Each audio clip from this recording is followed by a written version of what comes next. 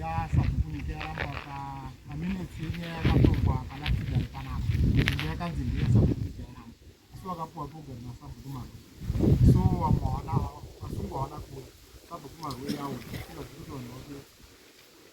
vanhu vakapiwa pogari naSabhuku Marwei Sabhuku Marwei wacho awe asi nzvimbo yakanzi ndeye yaramba pamaminitsi pano pakatsidana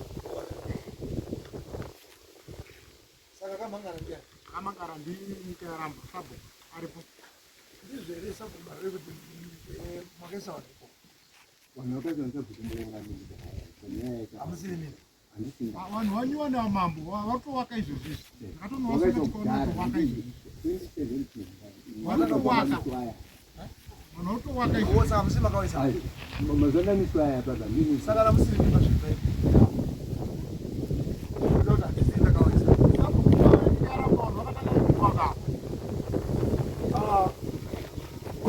gore rine izvozvizvi manje sewamatori vari kuti ndakaiswa nani oti takaiswa neMarwei wati takaiswa kuna Marwei yakati wakaita saka nyaya iko ndekuti tononyora matsamba kuvanhu nekuti havana kuuya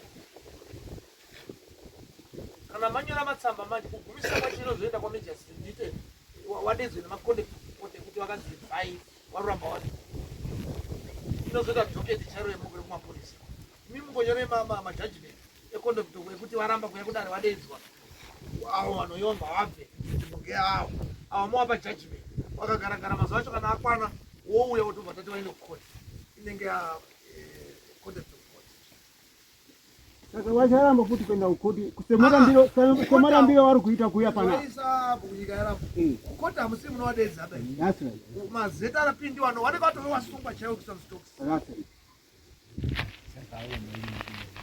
yatovaine step inyaya yekuti mune musiruziva procedure ba kune vakomana vakambogara pakona uyu mupana wangu uyu neumwe waibva wanzi navhikita mambo saunyama vaibva waramba varipo vanhu vacho ndobva waita apiwo wakasungwa wakatobhadhazwa ma$50 amijasidio namene panyanga kota kunouya mazeta arapiwo hakuchauye vanhu vavo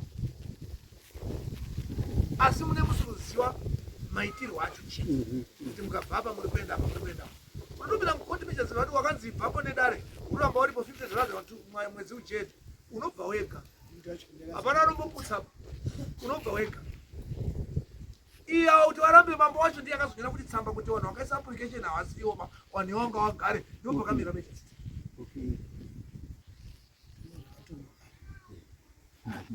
nekuti majasiti akatora dare rakatongwa namambo sedare akati imimi maramba zvakataurwa namambo saka mwedzi kujeri kana kuti $50 fine wakabhadhara ma$50 kusvika mambo wacho azonyora kuti aiwa wasiyei vanhu vakaisa application havafani kuisa application iyoyo vawasiya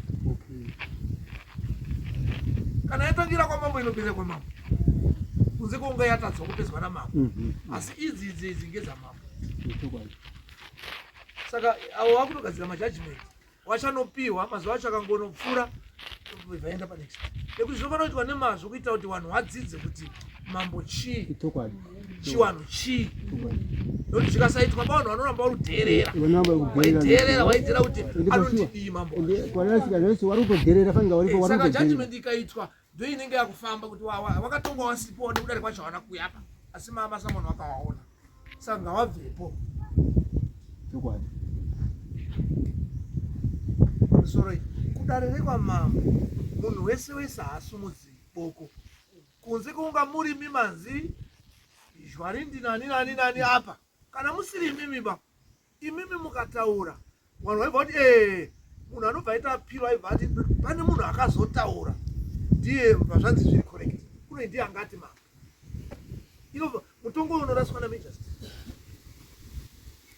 mambo kana ari kutonga nemasesi ake ndiwo anotaura chete neavo wasungwa vanenge vakagara pabhenji asi kwaSabhuku umwe nomwe anosumudzai kumbira wawenzi kataurawo kudare rekwamambo iri rehurumende iri rasiyana nerekwaSabhuku nokuti Sabhuku haabhadharisi munhu mari yemudare kana rechii zvinotangira kwahedhi Sabhuku mukatobhadharisa munhu mari zvamunoita zviya mune matopara mhosva kuti tinonge nyaya yekuti mari yakati mhosva iyi Nekuti kutoisumudza kuenda mberi munhu anoenda uchini uri Sabhuku. Saka meno kana mabva abvumira kuti mutaura acha kuti taurai, asi ndaita kuti muzive kuti zvamuri kuita padare rekwamambo handizvoba.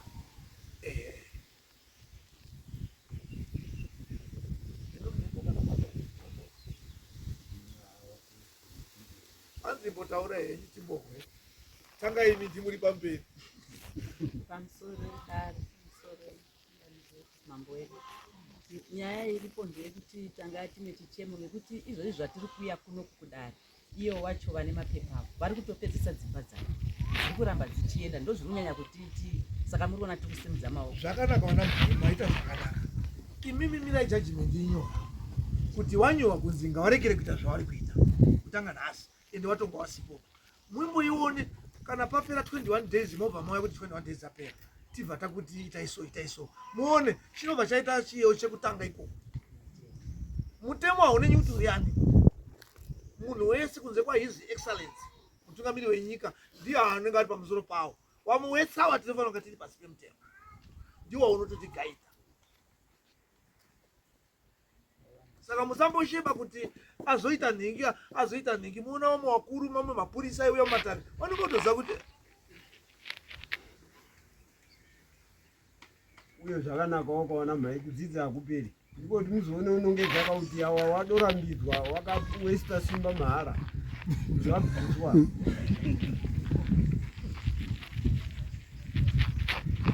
ibva henyu baba mumire moenda nejudgment yacho Zvakanaka kuti zvakanaka. mugare mazuva atataura.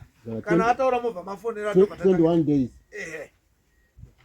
Kana dzapera 21 days tokwira mafonera bva tatokuita communication yacho. right. Zvakanaka zvakanaka. Tinoda kuti chiite chikoro ikoko. Tinoda kutanga vanhu vanenge vairi kana vatatu. So what? Kune hwana wandoziva ari kuita muhombe pane wedzi. Ikoko. Changamira mazvita henyu. Kana ndatomuzivawo futi.